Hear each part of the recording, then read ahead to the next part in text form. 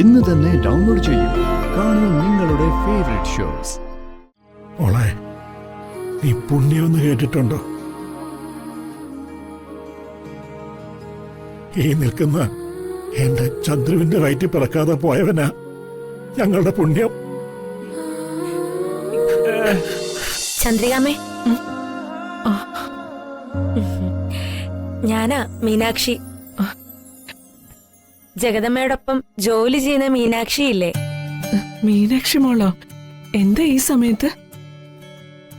ചന്ദ്രികാമ്മ എന്താ ഈ നേരത്ത് വീടിന് പുറത്തിരിക്കുന്നേന്ന് നോക്കാൻ വന്നതാ. അത് പിന്നെ ഞാൻ എന്റെ ഒരു സ്നേഹിതയെ കാണാൻ പോയിരുന്നു.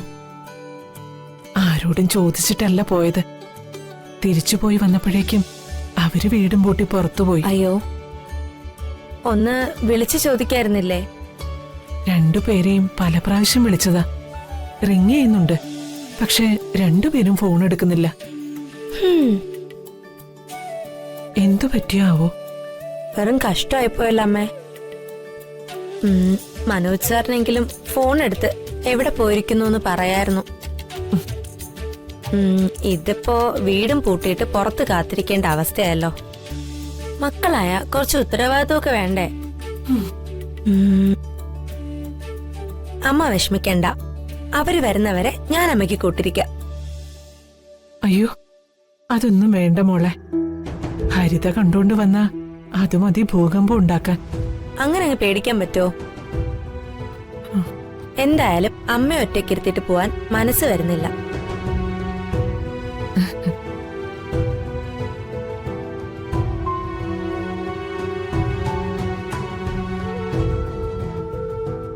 പറഞ്ഞ് നാക്കെടുത്തില്ലല്ലോ, അതിനു മുമ്പേ ആളിങ്ങെത്തി.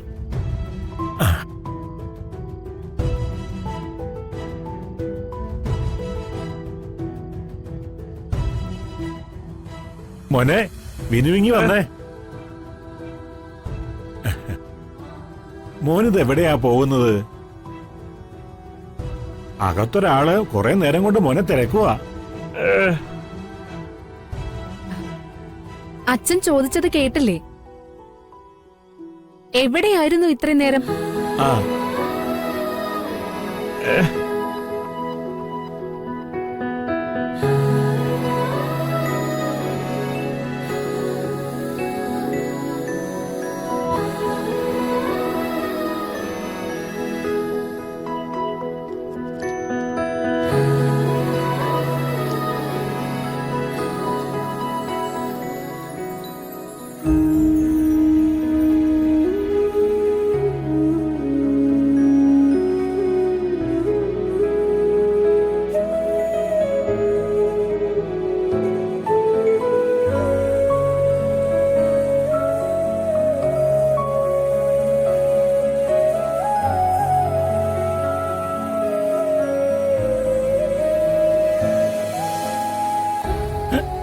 ഇതെവിടുന്നായി കാശ്?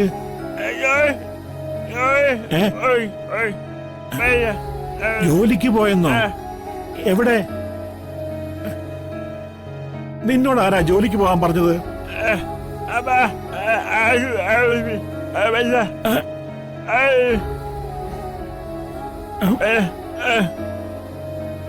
അച്ഛന് മനസ്സിലായില്ലേ? അച്ഛമ്മയെ ഹോസ്പിറ്റലിൽ കൊണ്ടുപോവാൻ പണം വേണ്ടേ?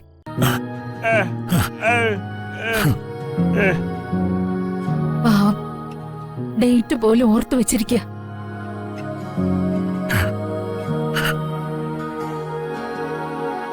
അച്ഛാ, ഞാനൊന്ന് ചോദിച്ചോട്ടെ, യഥാർത്ഥത്തിൽ നിങ്ങൾ എടുത്തു വളർത്തിയത് വിനുവേട്ടനെയാണോ അതോ എന്റെ പ്രകാശേട്ടനെയാണോ?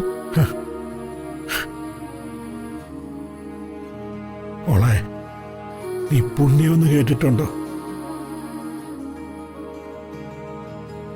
ഈ നിൽക്കുന്ന എന്റെ ചന്ദ്രുവിന്റെ വയറ്റിൽ പിറക്കാതെ പോയവനാ ഞങ്ങളുടെ പുണ്യം.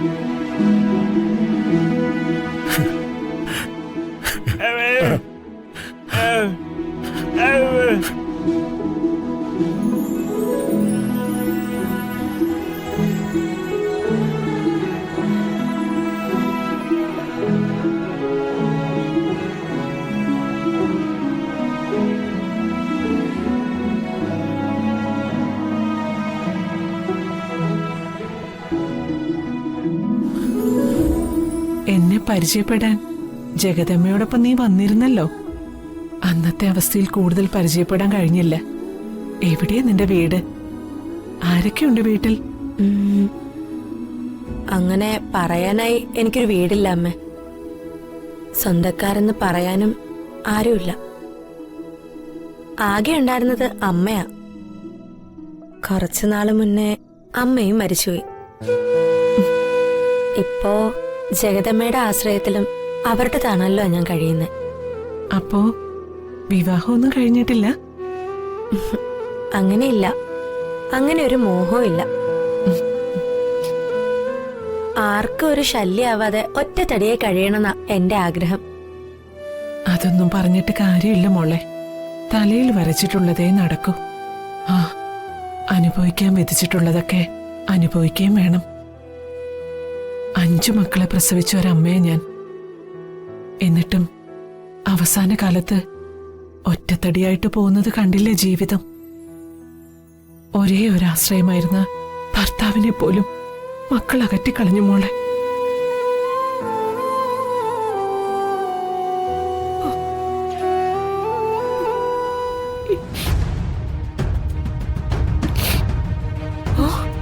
എന്താ അമ്മേ? നെഞ്ചുവേദന എടുക്കുന്നു. അയ്യോ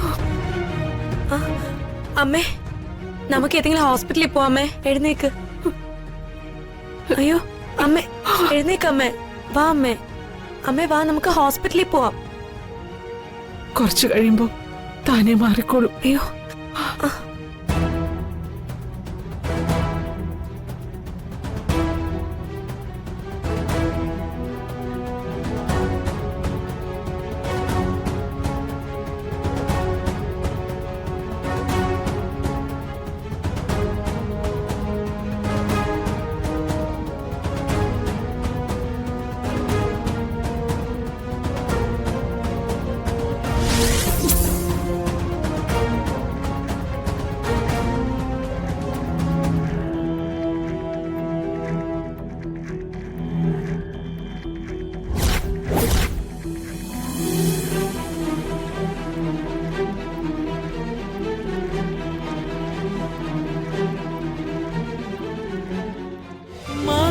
കൊട്ടാ